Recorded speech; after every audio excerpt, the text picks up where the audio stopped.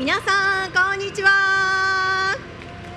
リミテッドゼロブレイカーズ TGS スペシャルステージが始まりました。お待たせしました。本日の司会進行を担当いたします MC の佐藤ひとみです。皆さんよろしくお願いします。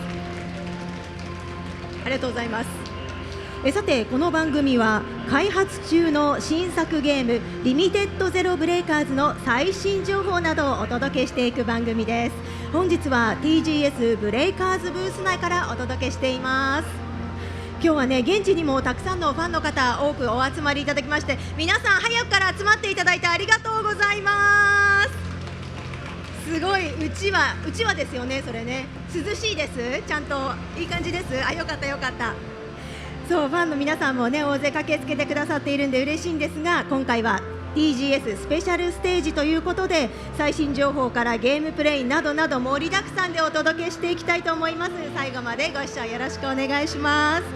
そして会場にいる皆さん1個だけ写真撮影が NG となっておりますので、皆さんのご協力よろしくお願いいたします。それでは早速ですが出演者の皆さんに登場していただきましょう。皆さんご入場ください。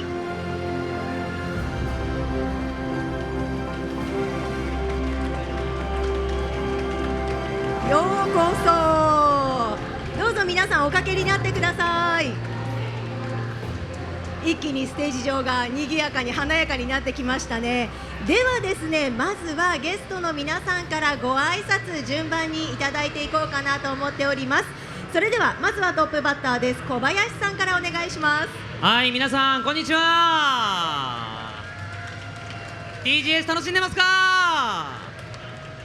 ありがとうございます。改めましてカイト役の小林祐介です。よろしくお願いします。よろしくお願いします。それでは続いて遠野さんお願いします。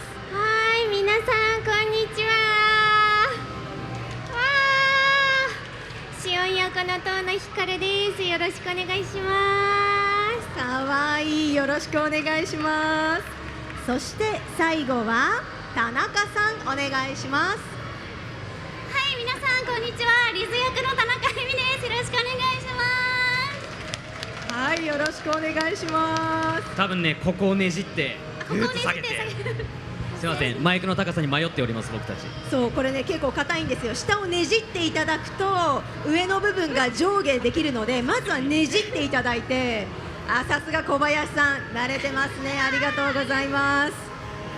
はい、相変わらずね田中さんの硬いんですよ。異様に硬いんですよ。そう声を逃すまいとめちゃくちゃ固めに固定を、あ、さすがありがとうございます。頼りになりますね小林さん。私おかけしました。整いました。大変お待たせしました。お待たせしました。整いました。いや、改めてどうですか。今日東京ゲームショウの会場内から生放送なんですが、はい、会場内の熱気とかいかがですかね。いやすごいですね、この盛り上がり。僕 TGS 来るの結構久しぶりなんですけど、あら、そうです。はい、前回来た時と比べてなんかボリュームがすごかったし、今回は、ね、人が集まりすぎて入場がちょっと早まったみたいなのを聞いて、そうなんですね。そう見て1時間ぐらい早まったんですよね、確か。嬉しいですね。遠野さん、田中さんは東京ゲームショウどうです？すごい、とにかく人がたくさんっていうのと、でもこのブースですか？事前にX の方で写真だけ、なんかイメージ画像だけ上がってて、あ、どうなるんだろうって実際見たらすごい大きくて豪華な、こんな可愛らしいところで皆さんとお会いできてとっても嬉しいですね。なんかグッズもいっぱいそこに飾られてたりとかねえ、あと皆さんがリズのなんかうちわみたいの持ってる、可愛い。ありがとうございます。うちわなのね、それ。うちわかな。本当だ。ゆらゆらしているリズも可愛いですよね。ね、皆さん暑かったらね、うちわ仰いでいただいて涼みながら今日このステージ最後までお付き合いいただきたいと思います。改めて出演者の皆さんもよろしくお願いします。よろしくお願いします。それでは早速こちらのコーナーへと進んでいきましょう。リミテッドゼロブレイカーズを知ろう。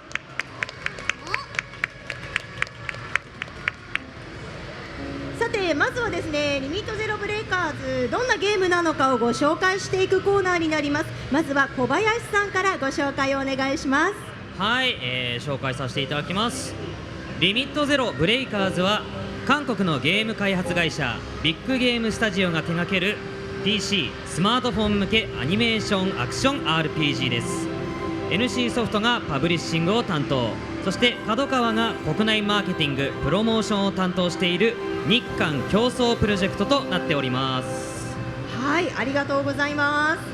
本タイトルなんですけども、過去2回 TGS におきましてブレイカーズアンロック・ザ・ワールドというタイトルで出展をしていたんですが、今年の8月21日にタイトル名称をリミットゼロブレイカーズに変更いたしました。このタイトルの名前にはブレイカーたちがそれぞれの目的を果たすための挑戦に対して、そして作品に対しても限界を超えるという意味合いが込められているんです。ロゴデザインも新たに刷新しています。皆さん今後の検索時はリミットゼロブレイカーズでお願いします。お願いします。お願いします。リミットゼロブレイカーズは2026年グローバルリリースを目指して現在開発中です。では続いては遠野さんご紹介をお願いします。はい、おととい9月25日にアニメーション制作会社のマッパさんが手掛ける世界観 PV がブレイカーズ公式 YouTube チャンネルにて公開になりました。今回せっかくですので配信をご覧いただいている皆さんのもとも、一緒に見てみたいと思います。では早速こちらをどうぞ。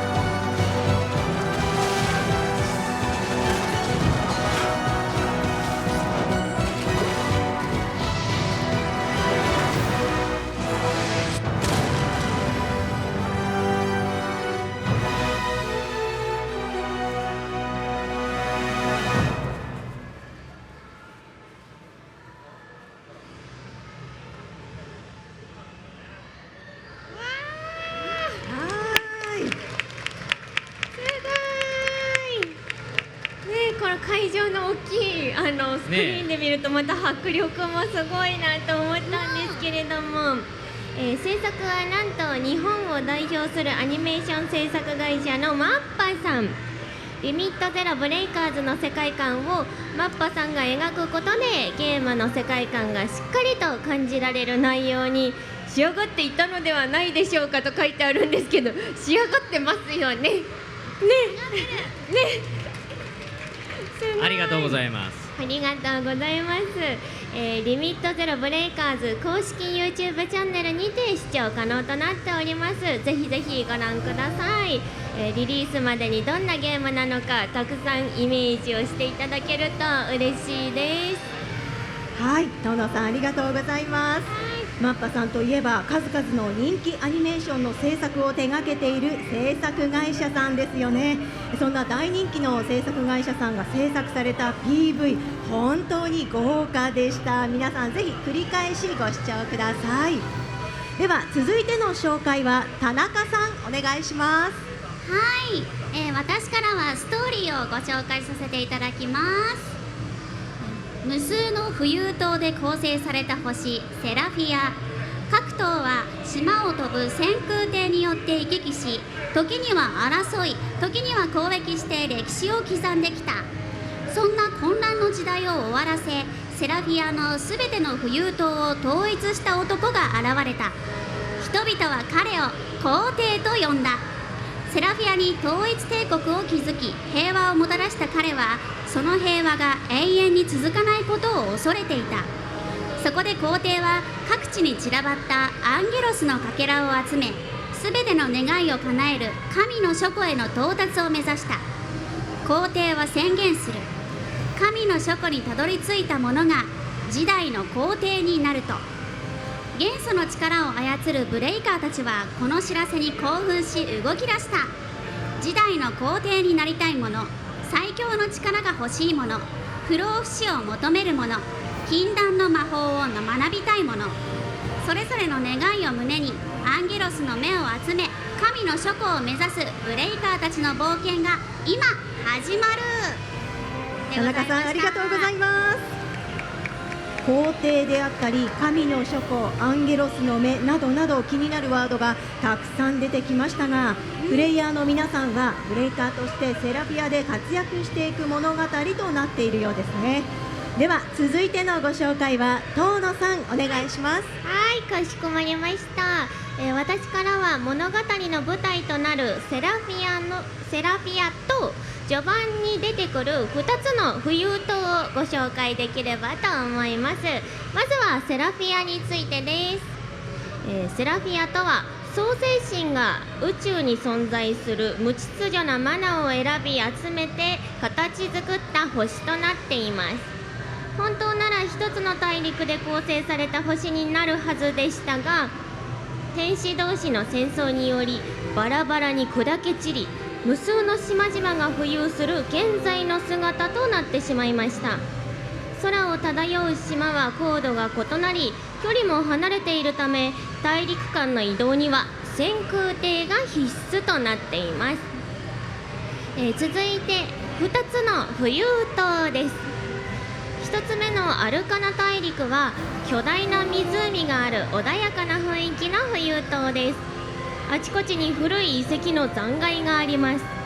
大陸の端にはアーカイア村という村が存在していて、人間を中心とした小さなコミュニティは築いています。2つ目のラディオン大陸は雪の積もった岩山でできている浮遊島です。過酷な環境の中でも信仰と住処を守る獣人たちが暮らしています。外郭には鉱山業の産業化に成功した都市アステリオンが存在しています。はい、遠野さんご紹介ありがとうございます。ご紹介いただいた2つの大陸以外も出てきますので、皆さんぜひプレイしていろいろな大陸を冒険してみてください。では続いてキャラクターのご紹介をしていきましょう。まずは小林さんお願いします。はい、かしこまりました。ではまずは私小林が演じているカイトについてご紹介します。こちら幼い頃に記憶をなくした主人公、簡単な錠前からレリックと呼ばれる古代秘宝、こちらの封印に至るまであらゆるものを解除できる封印解放の能力を持ちます。神の書庫でなら自分の失われた記憶を取り戻せるかもしれないと思い、シオンの先空艇に乗って一緒に冒険をしております。まあ人様から伝説のリリーサー、解放者と書いてリリーサーと呼ばれるんですけど、なかなか知名度はあるみたいな、そうでもないようなそうちょっとまだいまだにちょっと僕も測りきれてないんですけど、まあそんなね伝説なんて呼ばれることもあるんですけど、自身をおごることなくかなり親しみやすくて明るいし、困ってる人がいたら助けてあげる正義感の強さが目立つキャラクターとなっています。魅力あるキャラクターですね、ご紹介ありがとうございました。続いて遠野さんお願いします。私が演じているシオンについてご紹介します。先空艇リーバーウェルのオーナーで封印と浄化のブレイカー、先空艇のオペレーティングサポート AI であるリアと最も密接に交換できます。神の書庫に行けば莫大な報酬と金銀財宝が得られるというが、本当の目的は別にあるようだということで、ウィーバーウェルを束ねる一見しっかり者のシオンなんですけれども、時には壊れたエンジンを杖で叩いて直そうとしちゃったり、物理的に大胆な行動をとって周りを驚かせることがしばしばあります。と思えばお金のことになると途端に目を輝かせたりさまざまなギャップに目が離せなくなるようなキャラクターでございます。はい、ご紹介ありがとうございます。では最後に田中さんお願いします。はい、私が演じているリズについてご紹介します。リズは生まれつき優れた嗅覚を持つ自称最強の獣人。お金を稼いで妹たちをお腹いっぱいにし幸せにすることが目標。天空帝の依頼でシオンと縁ができ、共に神の諸子を目指す旅に出る。常に戦闘の先陣を切る一行のムードメーカーとなっております。もうリズちゃんは見た目の通りめちゃくちゃもう天真爛漫で、もうとにかくすごく元気な女の子です。こう背もねちょっとちっちゃめなのでなんかこう弱っちそうに見えるかもしれないんですけど、結構好戦的でこういの一番になんかわしが行くぞって言って走り出して戦闘に行っちゃうようなそんな女の子です。はい、田中さんありがとうございます。小林さん、遠野さん、田中さんが演じている素敵なキャラクターたちがゲームの中でどんな活躍をしていくのか楽しみにお待ちください。以上、リミットゼロブレイカーズを知ろうのコーナーでした。それでは続いてこちらのコーナーです。リミットゼロブレイカーズプレイ編。そう、今回はですね、本日お越しいただいているゲスト3名に実際にプレイをしてもらいます。はい、プレイする内容はキャラクター情報とパーティー編成、その後ソロプレイでのボス戦とマルチプレイでのボス戦をプレイしていただきます。小林さんにはソロプレイでのボス戦までを代表してプレイしていただきます。はい、ソロプレイだけではなくマルチプレイもブレイカーズの魅力の一つです。本日小林さん、遠野さん、田中さんいらっしゃっていますので、マルチプレイは3名で挑戦していただこうと思っています。ではまずは小林さん、お手元に端末というかコントローラーがありますので、はい、準備をお願いします。はい、いつでも行きます。はい、それでは始めていきましょう。小林さんお願いします。はい、はい、今映し出されてますね。はい、いろいろ移動しつつ、まあじゃあキャラクター情報の方を見ていきたいと思います。お願いします。ほい。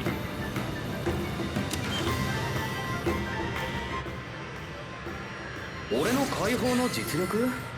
まあ実際はそんな大したもんじゃないよ。すごい、都度ボイスが流れるんですね。ねえ喋りました。あ、リリーサーだ。あ、毎回違う。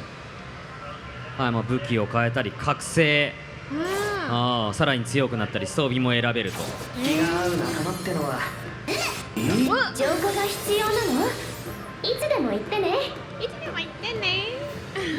本当に中の人か。私はシオン、よろしくね。はお願いします。私はリズというのだ。い、結構勇ましいね。しっかり剣持って戦うんだ。ね私はリズというのだ。同じことしか言わない。わし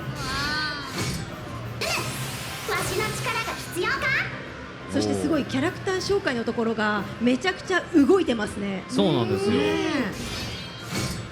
すごい。かわいい。盾が大きく見えますね。リズが持ってると。すごい。でもそれぞれの項目でちゃんと見えるキャラクターの角度も違ったりして、はい、まあ他にもキャラクターがいろいろおります。はい。はい。わ大丈夫かな。今なかなかセクシーな女性がいましたけど。お。ねえ、どなたでしょう。今さらっとね触っていただいただけですけど、はい、結構覚醒とか武器とかあるのでやり込み要素がきっとすごいんだろうなっていうのが皆さんおそらく伝わってるんじゃないかなと思うんですよね。覚醒とか見るとなんか燃えますよね。全部開いてやりてえって気分にはなります、ね。はい、じゃあ続いてチーム編成がロックされてる。チーム編成、はい、お願いします。これがなんかロックされてますね。あれ？まあいいか、ちょっと一旦スルーして大丈夫ですか？ OK。 じゃあ一応この後ソロでとあるボスを倒してみようっていう話なんで、そうなんですよ。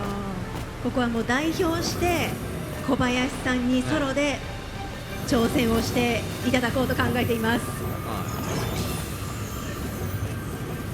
おっと、これはもしかしたら不具合。合っ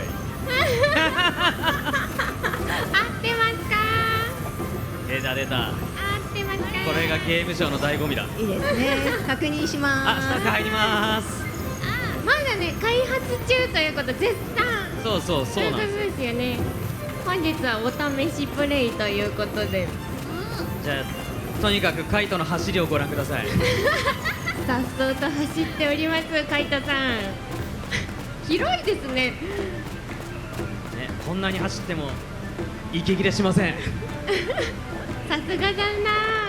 さっき小林さんにキャラクター情報を見せてねいただきましたけど、はいボイス入ってましたね。入ってましたね。結構あれですか、収録覚えてますか？あ、覚えてます。一番最初にその汎用ボイスって呼ばれる戦闘ボイスだったりこういうステータス画面で流れるボイスを取ったんですけど、1時間で20ワードぐらいしか進まなくて、そうなんあれ嘘、みんなそうじゃないの？意外となんかサクサクっていきましたよ。割と順調だったかもしれない。あれあれ俺マジ攻撃の「は」だけで15分ぐらいかかったの。こだわりの歯が。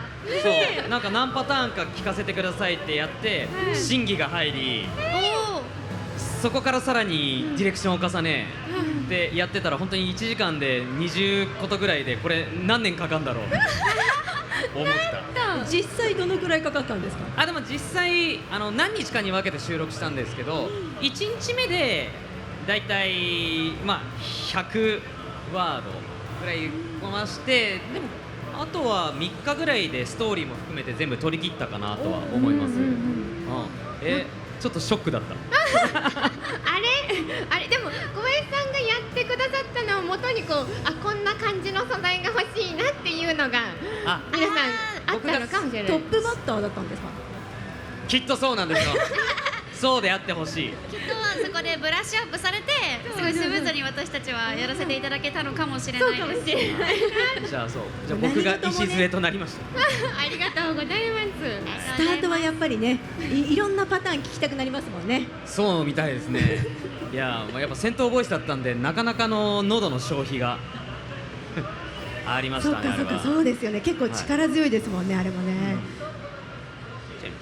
田中さんと遠野さんは結構サクサクですか？収録はサクサク進んだんですか？そうですね、割とサクサク進んだんですけど、でもリザちゃんの場合はもうとにかくどのセリフも全力で結構絶叫してて、なんか喉が持つ限り行きましょうみたいな感じでやってました。なかなか厳しいディレクションですね。喉がいけるまで。もう結構1時間ごとに休憩も取らせていただいて、結構喉を壊すことなく収録はできたので、はい、ご安心ください、大丈夫です。そうですね、私はやっぱりビーバーウェルのオーナーなのでしっかりしてるんですよ、基本的には。なのでそのしっかりしてるセリフがとっても多くって、で世界観ちょっと今日触れてもらった感じでも分かると思うんですけど、なかなかオリジナルの用語が多いんですね、多分このゲーム。すごい絶対に噛む回数を減らしてスムーズに収録を進めるんだという気合を入れて臨んでました。そのおかげもあって、テンポ感よく進みました。どうだったのでしょう。おそらく無事でもノルマは1回ずつ達成してたので、スタッフさんのディレクションとそのチームワークもあってなんとかいい感じに撮れたんじゃないかなと思います。ありがとうございます。じゃあここからプレーも再開していきたいと思いますが、はい、お待たせしました。お三方のそういった声のどういった声が入っているのかも注目ポイントになりましたね。では小林さん、再開をお願いします。はい、ゲーム画面出ますか？出ましたね。はい。でなんかチーム編成をする際になかなかこだわりがあるみたいで、ここで誰を編成していくか決めるんですけど、はい。はい。じゃあ例えばシオンを選んでわあ、リズを選んで、あらはい。でこれ面白いのがなんと選ぶ順番で配置される場所が変わるんですよこれ。あモーションも違う。かわいい。面白い。なかなか縁を攻めてポジションにいますね。危なそうなギリでもこれギリのとこなかなかすごいですよね。細かいところではありますけど、ね、なかなかリーズちょっと際どいね。風がいたずらな風がんかいかん気す。る一回閉じよう。これ他のキャラクターだとはいはいいいですね。うわなんかこれはいいですね。ーいいですね。ここだけでも十分楽しめる。編成画面だけで20分ぐらい楽しめそう。組み合わせ次第でですもんね、これだって。じゃあまあせっかくなんで、まあ、今日登壇しているメンバーではい。やった組んでいこうかなと思います。いや、これ他のゲームにはなかなかない演出というか、はアニメーションが綺麗だからこそできる技なのかなとも思いますよねい。。そうですね。うんはい。じゃあこれでなんか僕ソロでとあるボスを倒してみるっていうことなので、はい早速じゃあもうボス戦いっちゃいますか。はいはい頑張ってではくださいここからはですね、小林さんにソロプレイでボス戦挑戦していただくんですが、ちょっとご紹介させてください。今年の TGS での私有から追加された新しい魔物がボス戦で登場しております。クラッグクロー。砂漠の環境とは正反対である海に生息するカニをモチーフのしたカニ系の魔物です。砂を利用した素早い攻撃を得意とし、広範囲に及ぶ砂の攻撃には特に注意が必要というボスになっています。はい。では小林さんにはクラッグクローを選択していただいて、ソロプレイでボス戦に挑戦していただきます。お願いします。はい、よろしくお願いします。言うて本当始まる20分前ぐらいに初めて触ったんでもうほやほやですね何が起きても笑ってください、はいありがとうございます。ほとんど初見プレイって感じですかね。いやほぼそうです。うわ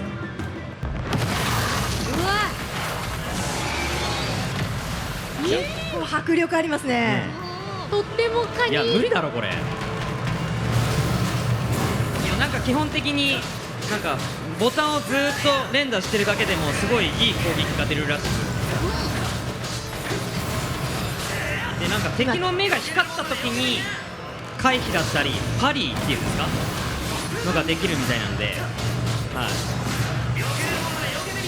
わわわ今画面上アイコンも出てますけど、右下が結構ね技なんですけど、X が通常のいわゆる通常攻撃ですね。めっちゃ連打してます。はい、もうとにかく連打する。で、なんかこうゲージが2つあって、今なんかオレンジ色のゲージがどんどんなんか減ってると思うんですけど、一番上のクラッククローって書いてある名前の下のゲージです。オレンジ色。そうですね。大丈夫ですか。なんかこれがなんかブレイクゲージだっけな。はい、ブレイクゲージ。なんかダメージがそんなに入らない状態なのを、そのブレイクを起こすことで相手の HP を大きく減らせるような状態にするためにもひたすら殴る、ひたすら攻撃。ひたすら攻撃します。すごい会場のもう音が大迫力ですね。大丈夫ですか皆さん。ズンズン響いてる感じの。カイトが死にそう。そしたらソロプレイですけど、はい、キャラクターも変更していただけます。あ、シオンさん来ました。頑張れ。すごい。いろいろ言い訳していいですか。動きが結構カクついてるんでタイミングが合わない。難しいですね。でも遠距離からいけるのいいですね。シオンカイトとはまた違ったプレイスタイルですからね。魔法使いますから。いいね。多分これパリ成功したのかな。せっかくなんでリズリズも登場しました。リズになった瞬間すごい攻撃受けた。ごめんね。あ、でもなんか心なった素早い気がする。確かに。あ、でもそろそろブレイクするんじゃないですかこれは。おブレイク。あ、これでブレイクおしたら一応カイトがそれなりに攻撃が強いらしいので、あ、めっちゃ減る。このブレイク状態だとダメージがより多く入る。はい。あ、なんかめっちゃ強いスキルみたいの溜まってません？ハマってる。ちょっと待って、あれでも結局、あ、なんか良くない気がする。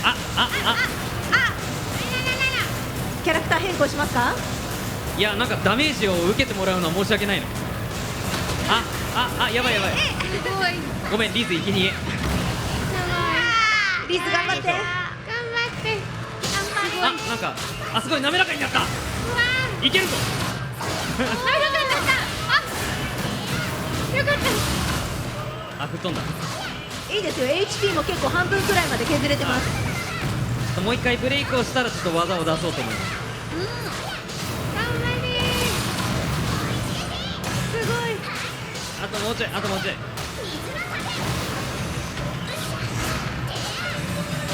あ、ブレイク。来た。ちょっと待った。こうやってこうか。カイトいけ。ここで必殺技が出ました。全部出す。あれ外した。小林さん。しかも縦で殴るんだ。あ、来た。アラブルタイムだ。これは多分逃げた方がいいんだよね。すごい刺される。すごい。遠距離からひたすら殴る。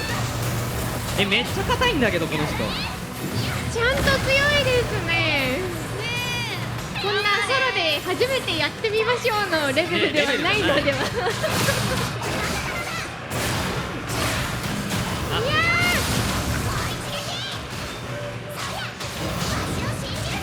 なんか心なしかやっぱリズの攻撃が速い気がして、やってて気持ちいい。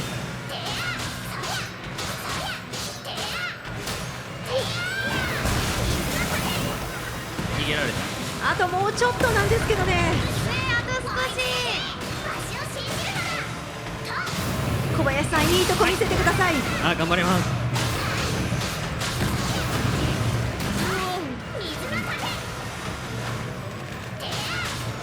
お、これはうまくいくとブレイクいけそういきますじゃないですか。じゃあ最後はシオンに決めてもらおうか。いけるかしら。はい。あ、来ました。で、お願い。しよおおお。お。あれ足りない。足りない。もうちょっと。これか。どれだっけ？これか？なんかある程度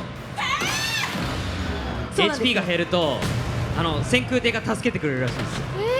今助けに来てくれましたね。そしてそのままあ、倒しました。見事ボス戦突破です。やりました小林さん、さすがですね。すいません、お見苦しいところもあったかもしれないですけど。いやすごい。いや意外と緊張するこれ。結構皆さんも真剣に見守ってくださってましたからね。ねえ、ちなみにこの中でプレイしたことある人っている？なんかお見苦しいところをすいません。じゃあ小林さんにね、はい、ありがとうございます。今頑張っていただきましたので、ここからは遠野さんと田中さんにも加わっていただいて、3人でマルチプレイボス戦に挑戦していただこうと思います。はい。では遠野さん、田中さん、お手元にコントローラーあるので準備お願いします。はい。今小林さんに挑戦していただいたボスがクラッグクローなんですが、今回のマルチプレイはボスが変わります。その名もエンシェントドラゴンです。こちらもクラッグクロー同様に今年の TGS での私有から追加された新しい魔物です。エンシェントドラゴンはブレイカーズを象徴する存在ともいえるドラゴン系の魔物。広範囲に及ぶ強力な攻撃を繰り出すため、ジャストアクションを駆使した攻略が鍵となるというボスになっています。このジャストアクションというのが回避やキャラクター切り替えをタイミングよく発動すると無敵状態、必殺スキルのエネルギーチャージ、ブレイクゲージが減少するなどの効果が得られるアクションとなります。ジャストアクションを駆使しながら力を合わせてエンシェントドラゴンを倒していきましょう。それでは皆さん準備いかがですか？現在手間取っております。手間取っております。話しかけることが話しかけたいです。話しかけられないそうです。助けてくださあまりに話しかけられないよ。あ、ここさっきの僕と同じ現象ですねこれ。なんとあ、ちょっと少々お待ちください。これだ、これ、あ、違った、間違えた。で、じゃ前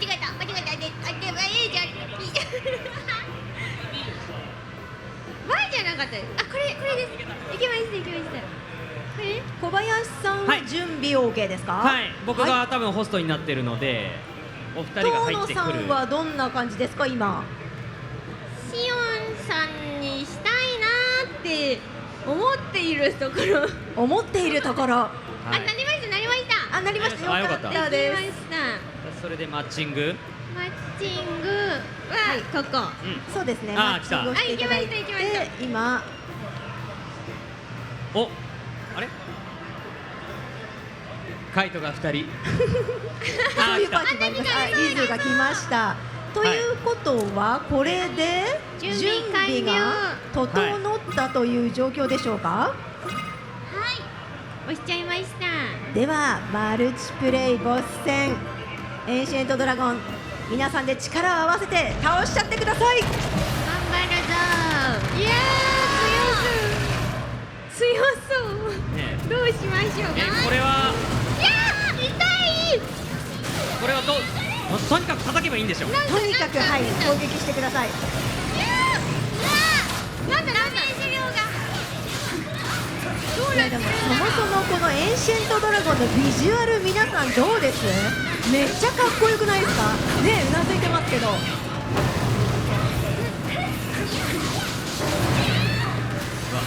っき開発元さんに聞いたんですけど、このエンシェントドラゴン開発のスタッフさんも結構お気に入りというか力が入ってるキャラクターらしいです。ボスらしいです。あブレイクブレイク。なんかできました。なんかできた。さあ今攻撃がとてもダメージ量早い入りますよ。さっきの俺の努力何だったんだよ。一気に行きますか？あ、一気にはいけなかった。おりゃー。あれ。できない。あとちょっとだ。痛い。なんだ。あ、やばい。痛い。ちょっと待って、俺真相なんだけど。なんであんなに避けてたのに。なんとか耐えてください小林さん。カイト頑張れ。あ、なんか来そう。お、危ねなんか出た。おいおいおい。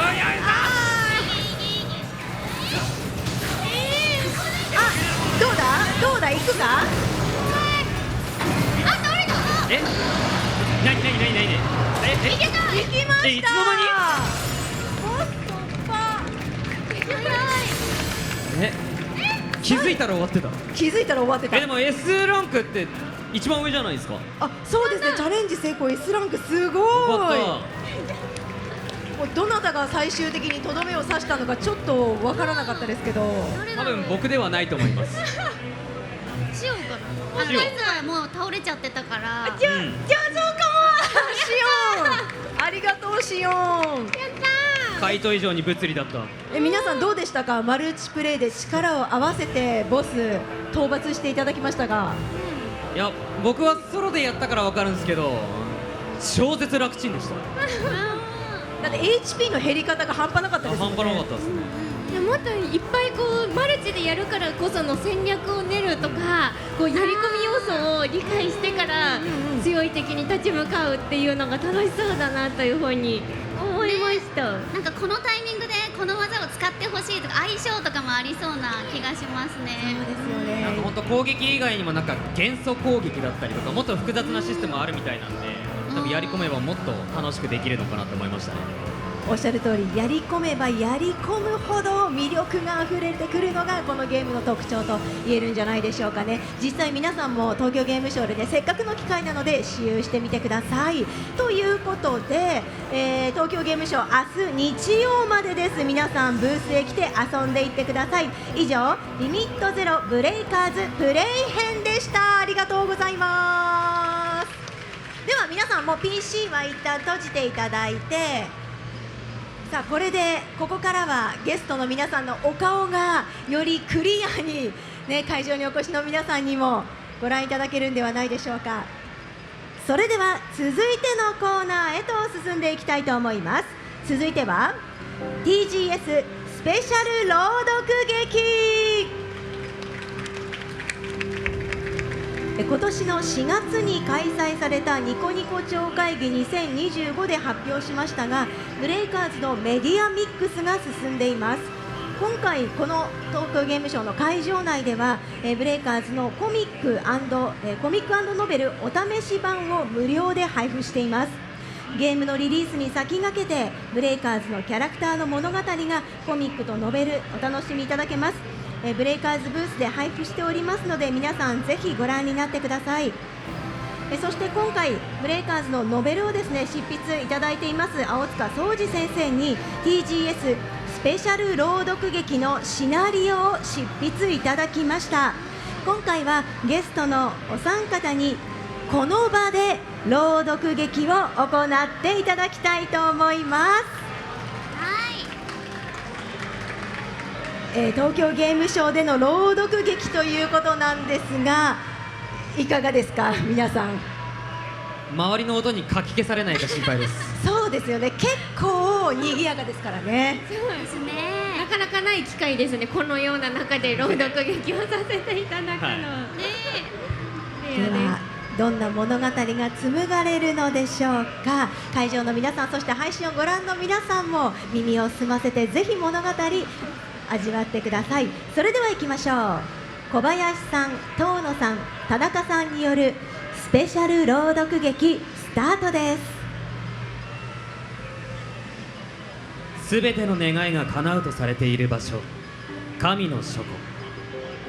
そんな神の書庫を目指す俺たちだけど、先空艇ウィーバーウェールの修理で大都市アステリオンにしばらく滞在することになった。最近冒険続きだったし、たまにはのんびり過ごす休日も悪くない。それにアステリオンはかなり発展している都市だ。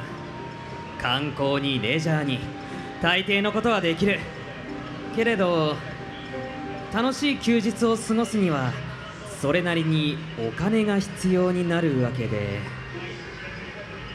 しまったなあ、お金がないや。せっかく大都市に来たんだから、もうお腹が痛い、動けないってくらい食べ歩きとかしてみたいけど、これじゃあ飴玉ぐらいしか買えないよ。誰かからちょっとお金を借りられたらいいんだけど。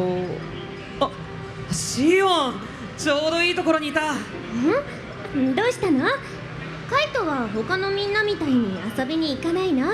それがさ、いや、素直にお金を貸してって言われてもダメって言われるだけだろうな。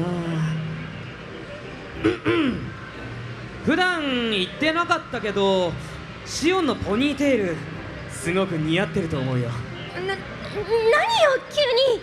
それにウィーバーウェルのリーダーとしてみんなをまとめてるし、設備や金銭の管理もちゃんとしてくれてる。本当に感謝してるよ。もうそんなに褒められると照れちゃうじゃない。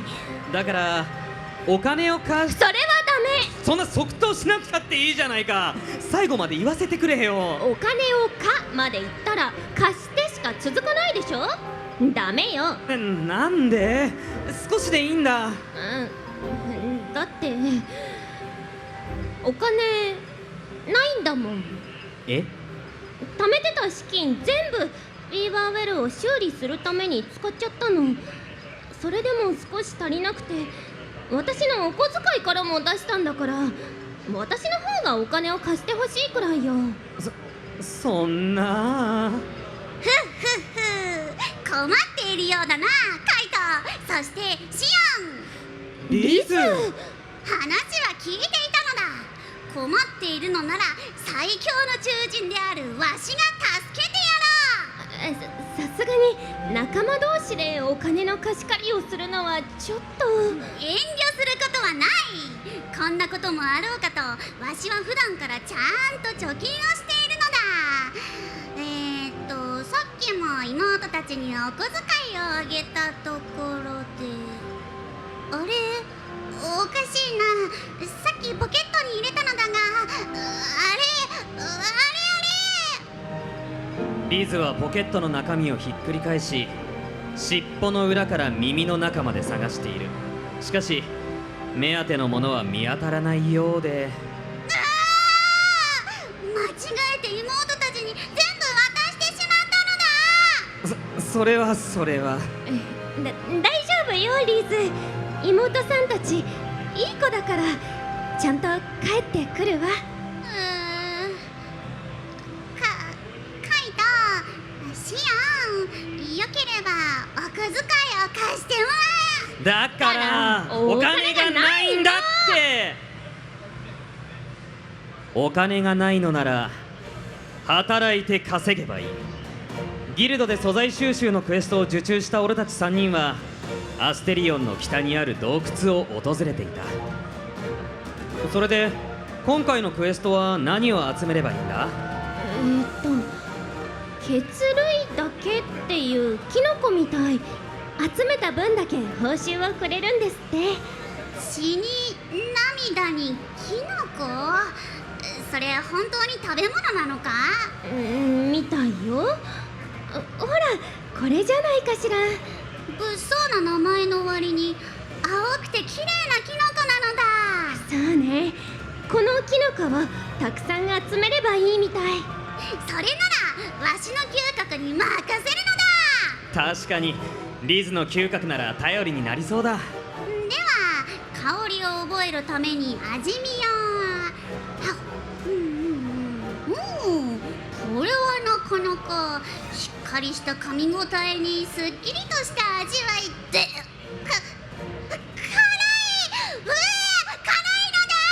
辛い大丈夫かリズ。なるほど、血の涙が出るほど辛いから血類だけってことか。激辛食材なのね。おかげで香りは覚えたのだ。こっちなのだ。この辺りから強く香りがするのだ。たくさん生えてるわ。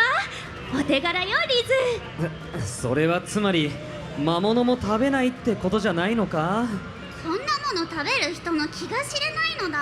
いいからいいから、ほら3人でやればたくさん集められるわ。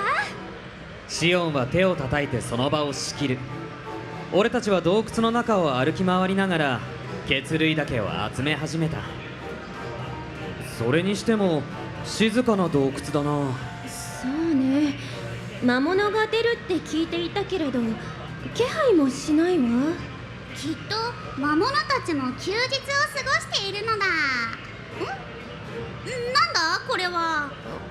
ロケットペンダントかしら。羊と星のマークなのか？いや、角が8つあるから八芒星だ。羊と八芒星の紋章が刻まれたペンダントを3人でまじまじと見つめる。誰かの落とし物だろうか。この重量感、これ本物の金でできているのだ。間違いないのだ。なら売ったら結構するんじゃないか。こら2人とも売ろうとしないの。確かに落とした人は困ってるかもしれないしな。ロケットペンダントなら中に写真が入ってないかしら。ほら鍵穴もあるし。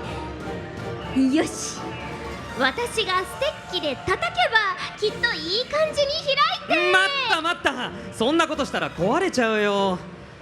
こういう時のための俺だろ。俺がパチンと指を鳴らすとロケットペンダントの蓋が開いた。おお、さすが伝説のリリーサーカイトなのだ。士の写真でも入ってれば手がかりになるんだけど、残念、何も入ってないみたいね。そうであるな。帰ったらギルドに渡しておくのだ。さあ、キノコ集めを再開しましょう。おお。その後、たくさんの血類だけを集めた俺たちはアステリオンの町に戻った。キノコを納品したことでそれなりのお金が入ってきたのは良かったのだが、なかなか儲かったのではないか。でも3人で割るならちょっと少ないかしら。そうだな、少し遊ぶだけならともかく豪遊できるってほどじゃないな。では他のクエストを受注するか。いや、休みを楽しむために働いてちゃ元も子もないよ。もう日も暮れてきたし。そうね。あっちの方に骨董品屋さんがあるみたいよ。これまでに見つけたアイテムを売ってみるのはどうかしら。わしの妹たちを探してみるのはどうだ。俺たち3人はどうやってお金を稼ごうか相談をしながらアステリオンの街を歩いていく。するととある飲食店の看板が俺の目に留まった。大食いチャレンジ、これだ。どうしたのよカイト。見てくれよこれ。大食いチャレンジ成功で10万ゴールド。これなら好きなだけ贅沢できる。大食いチャレンジね。大食いなら竜神族のエルカが適任かしら。いつもたくさんご飯を食べているし。エルカはウィーバーウェルで一番食べるのだ。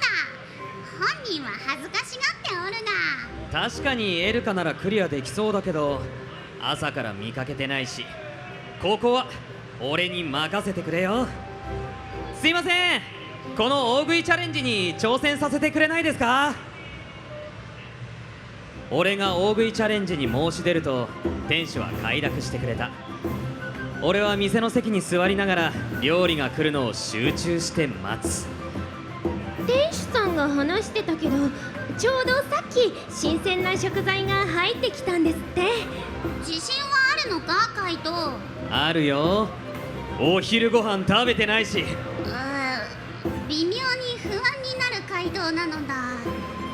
そうこうしていると店主が料理の乗ったお皿をテーブルに置いた。お皿には見覚えのある青色のキノコとパスタが山のように盛られていた。これはまさか。血類だけではないか。匂いだけでもきついぞ。メニューによると血類だけと滑らかなクリームソースがマッチしたパスタらしいわ。たくさん入荷したからってサービスしてくれてるみたい。こんなことになるなら張り切って収穫するんじゃなかった。しかし過去を嘆いても仕方ない。俺は意を決して血類だけとパスタを口に入れてみる。味はどうなのだ。食べられそう？いや、想像より辛くない。調理すると辛みが減るのかしら。これなら余裕。遅れて辛さが来た。辛いを超えて痛い。ナイフを噛んでるみたいだ。大丈夫カイト。水を飲むのだ。水を。いや、ここで水を飲んだらお腹がいっぱいになって完食できなくなる。このまま一気に食べきる。すごい勢いでパスタがなくなっていくわ。美味しいのかカイト。辛み、うまみ、辛みってくらいにはうまいぞ。9割は辛みということだな。口も喉も痛いし胃はどんどん膨れていく。けれどこの挑戦に負けたら楽しい休日はやってこない。そして俺と血類だけパスタの格闘は続き、俺の勝ちみたいだな。本当に全部食べちゃった。すごいのだカイト。肩を叩かないでくれリズ。いろいろ出る。空になったお皿を下げた店主は代わりに賞金の入った麻袋をテーブルに置いた。やったわカイト、念願の賞金が手に入ったわよ。これで好きなだけ食べ歩きできるのだ。いや、もう食べるのはゴリゴリだよ。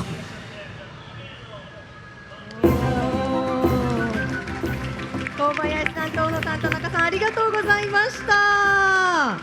3人の演技と、そして青塚総司先生の素敵なシナリオがマッチして素晴らしい朗読劇でした。改めて演じられてみていかがでしたか？いや、やっぱゲームは一人一人で取って掛け合いできることがないので、なんか貴重な機会だったなって思います。ですね。いや楽しかったです。ありがとうございました。なんか3人のわちゃわちゃ感がちょっと伝わったんじゃないかなという物語でしたね。はい、すごいわちゃわちゃ感も、そしてね、仲良し感も伝わってきましたが、ね、皆さんありがとうございます。ブースに来ていらっしゃる皆さん、そして配信をご覧の皆さんへ素敵なプレゼントとなったのではないでしょうか。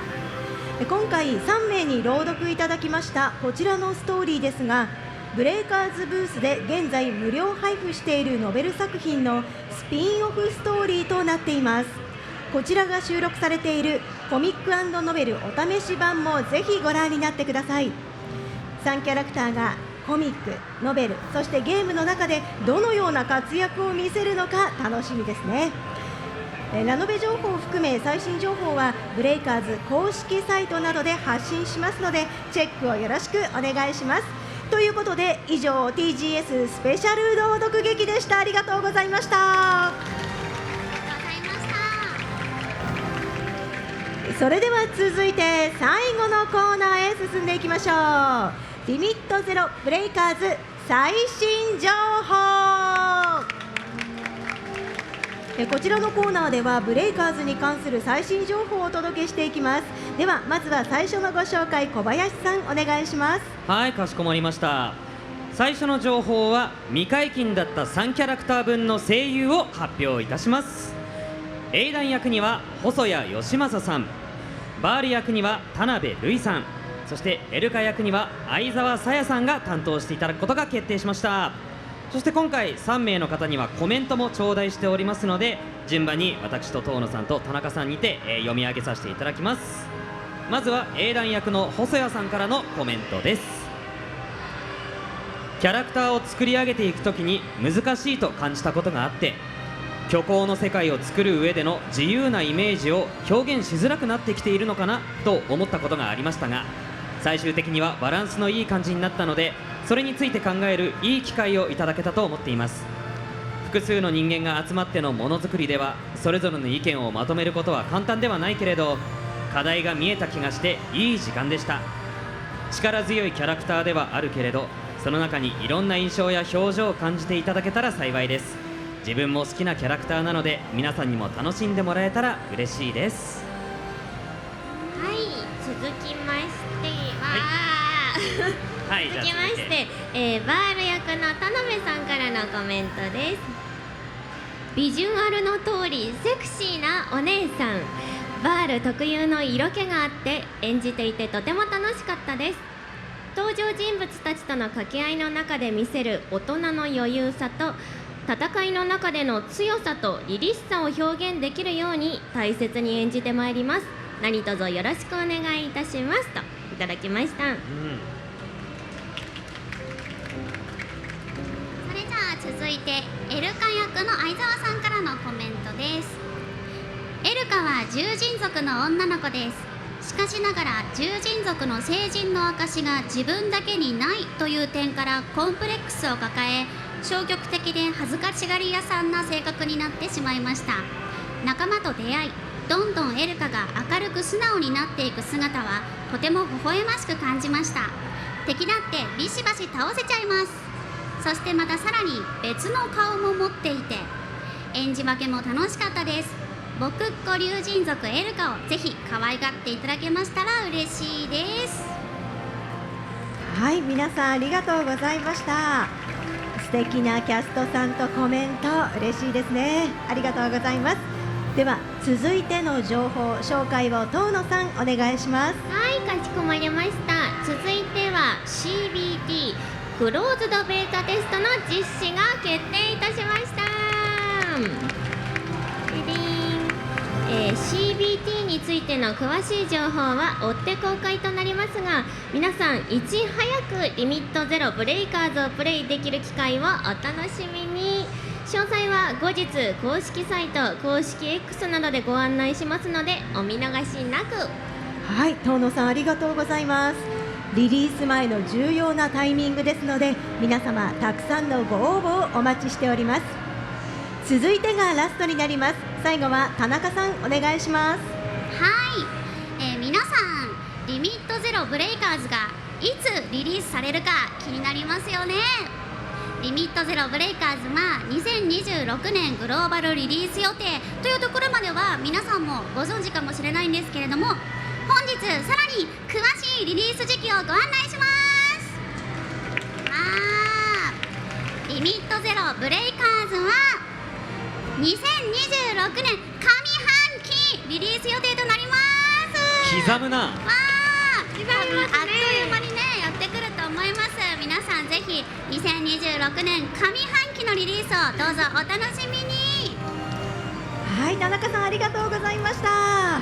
上半期というところまで決まってるんですね。待ちきれないところではありますが、最新情報などはブレイカーズ公式サイト、公式 X などで情報を公開しています。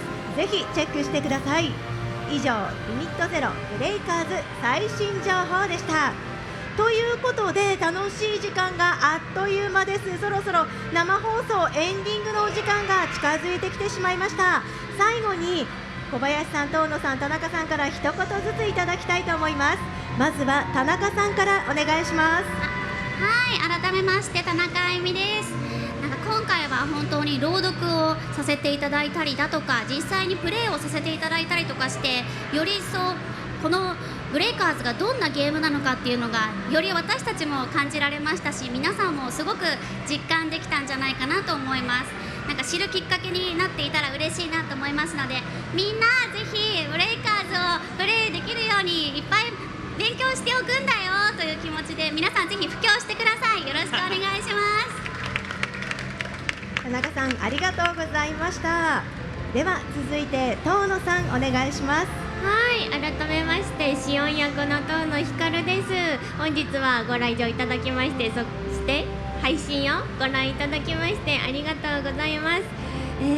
そうですね、結構黙々と収録一人で臨んでいたので、こうして皆さんにシオン役としてお会いすることができてとても嬉しいですし、実は収録台本は結構ずっしりと大ボリュームございまして、今公開されている情報、世界観だったりキャラクターだったり以上にいっぱいいっぱいもう物語がお届けされると思いますので、ぜひ楽しみに、2026年上半期をお待ちいただければと思います。ぜひこれからの最新情報も見逃さずチェックしてください。よろしくお願いします。遠野さんありがとうございました。それでは最後に小林さんお願いします。はい、怪盗役の小林祐介です。本日はどうもありがとうございました。今回のこのステージを踏まえて、ゲームの魅力はもちろんキャラクターの魅力も朗読を通して伝えることができたんだったら嬉しいなと思います。本当に世界ではなくて自分たちを救うための物語ということで、もう本当それぞれがどういう思いを持って神の書庫を目指しているのか、天空に乗って冒険しているのかっていうのを本当にストーリーを読みながら、本当彼らと同じスピードで、ストーリーを歩んで楽しんでいただけたら最高に嬉しいなと思っております。こちら配布されているコミックスにさっき朗読でしれっと出てきた羊と8号星のロケット、あれ結局何だったんだよって思うと思うんですけど、ここにちょっと載ってるらしいです。なのでそういう風にね、本当にいろんな形で皆さんの手元に届く形になってますので、それらを楽しんで上半期2026年楽しみにしていただけたら嬉しいです。本日は誠にありがとうございました。小林さんありがとうございました。リミットゼロブレイカーズは2026年上半期リリース予定です。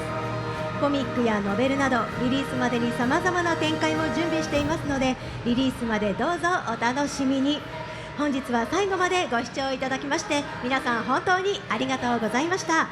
それではさようなら。